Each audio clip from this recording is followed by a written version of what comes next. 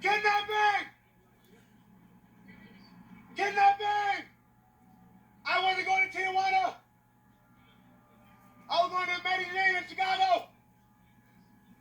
They're kidnapping me. Once a star in the NFL, now accused of capital murder, this is the story of how Sergio Brown allegedly murdered his own mother and fled to Mexico without a second thought. Welcome to Bassett Crimes. Remember to subscribe and hit the bell. Our story takes us to the city of Maywood, Illinois, which is a small suburb about 10 miles outside of Chicago. It's a major industrial center with a population of about 23,000 people. It is the birthplace and home of 35-year-old ex-NFL star Sergio Brown. Sergio came from a rich background in sports, seeing as his father, Mario Brown, was the first African-American men's basketball player at Texas A&M. In high school, Sergio would play football and track and graduate with a 3.2 GPA. He would go off to college to Notre Dame University, where he would continue playing football. In 2010, he signed with the New England Patriots and would go on to have a career for several seasons with several different teams, including the Indianapolis Colts, Jacksonville Jaguars, Atlanta Falcons, and Buffalo Bills. The Rolex way. Diamond ring way.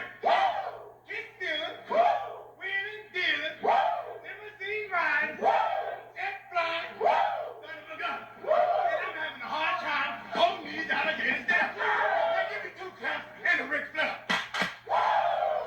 Brown would eventually retire from the NFL, but his name would be in headlines once again.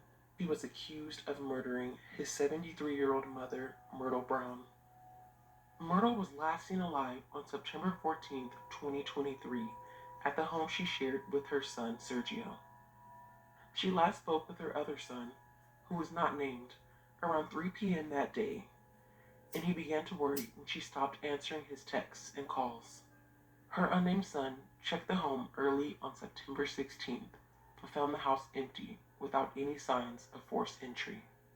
Later that day, police went to search the home after relatives reported both Myrtle and Sergio missing. As police and neighbors began to search the area, a former neighbor found her body less than 50 yards from her back door, wrapped in a sheet. During the search, police found Ajax cleaner in the bathtub and drain, indicating that it had been recently cleaned. Myrtle's iPad, credit cards, and phone were all missing. Police were able to recover surveillance footage showing Sergio burning items in a fire pit on the evening of September 14th. Police later found burnt fabric in that same fire pit. Cellular data also shows both Myrtle's and Sergio's cell phones pinging together on both September 14th and 15th. Around 3 a.m. on September 15th, Sergio booked a one-way flight to Cancun, Mexico, where he flew out later that morning. Court records show that Sergio made several Airbnb purchases in Medellin, Colombia, into which he was attempting to flee. And although he was a wanted man in the United States, Sergio proceeded to make several Instagram posts and go on live explaining his side of the story and what he felt happened to his mother. Fake news.